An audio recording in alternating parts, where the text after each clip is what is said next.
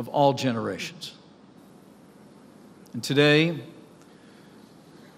we pause to remember what President Donald Trump rightly called the dark stain on human history, the greatest evil ever perpetuated by man against man in the long catalog of human crime. The faces of 1.5 million children reduced to smoke under a silent sky for the crime of having a single Jewish grandparent. The night Elie Wiesel, called 7 times sealed, consumed the faith of so many then and challenges the faith of so many still. Today we remember what happens when the powerless cry for help and the powerful refuse to answer. The town's name was Oswiecim. As part of their plan to destroy the very existence of Polish culture, the Nazis gave Polish towns German names, and this one they called Auschwitz. When soldiers opened the gates of Auschwitz on January 27, 1945, they found 7,000 half-starved, half-naked prisoners. Hundreds of boxes of camp records that documented the greatest mass murder in history. Before the war was over, in its 5 years of existence, more than 1.1 million men, women, and children would perish at Auschwitz. As my wife and I can attest firsthand from this past year, one cannot walk the grounds of Auschwitz without being overcome with emotion and grief. One cannot see the piles of shoes, the gas chambers, the crematoriums, the lone boxcar facing the gate to the camp, and those grainy photographs of men, women, and children being sent to their deaths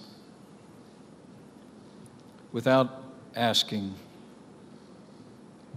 how could they? Today we mourn with those who mourn and grieve with those who grieve. We remember the names and the faces and the promise of the 6 million Jews who were murdered in the Holocaust.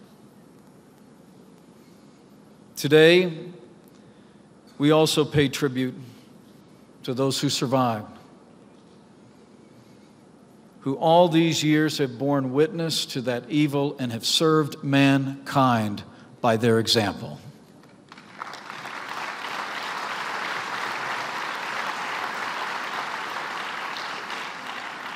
And today we honor and remember the memory of all the Allied forces,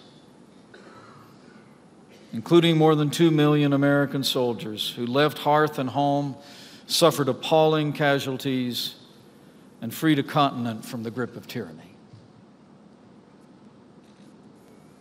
And finally, we pay tribute to the memory of those non-Jewish heroes who saved countless lives.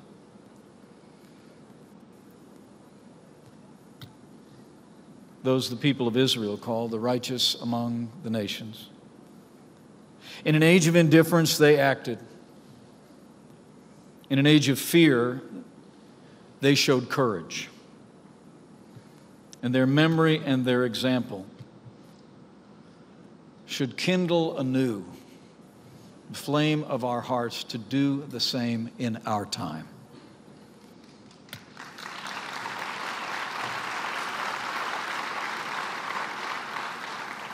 We must be prepared to stand as they did against the wave of their times. We must be prepared to confront and expose the vile tide of anti-Semitism that is fueling hate and violence all across the world, and we must stand together.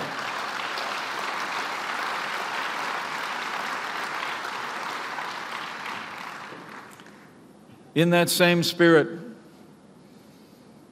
we must also stand strong against the leading state purveyor of anti-Semitism, against the one government in the world that denies the Holocaust as a matter of state policy and threatens to wipe Israel off the map. The world must stand strong against the Islamic Republic of Iran.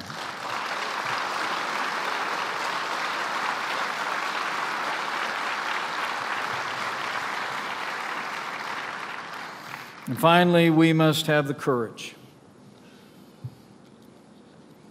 to recognize all the leaders and all the nations that are gathered here, that today we have the responsibility and the power to ensure that what we remember here today can never happen again.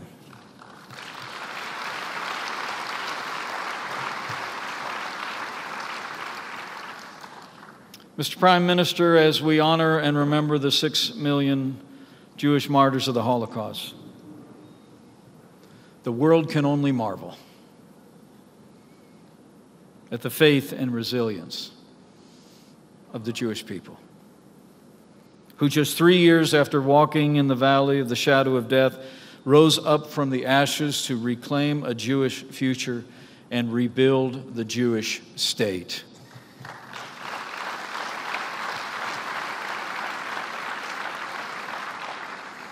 And I'm proud to say, as Vice President of the United States, that the American people have been with you every step of the way since 1948.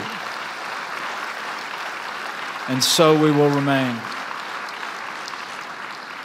As President Trump declared in his historic visit to Jerusalem, the bond between our two peoples is woven together in the fabric of our hearts.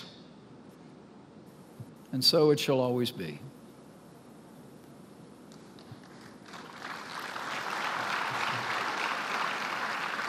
Today we remember not simply the liberation of Auschwitz, but also the triumph of freedom. A promise fulfilled, a people restored to their rightful place among the nations of the earth. And we remember the long night of that past, the survivors and the faces of those we lost, the heroes who stood against those evil times. And today we gather, nearly 50 nations strong, here in Jerusalem to say with one voice, never again.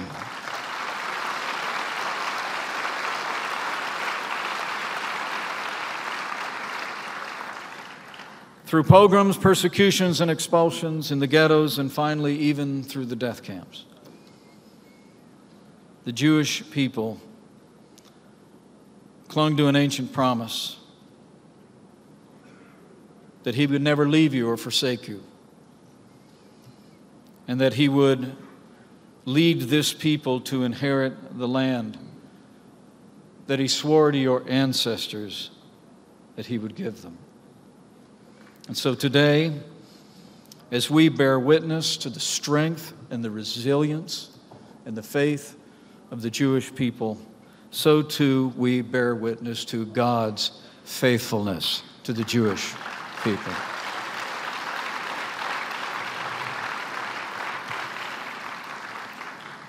May the memory of the martyrs be enshrined in the hearts of all humanity for all time. May God bless the Jewish people, the state of Israel, the United States, and all the nations gathered here.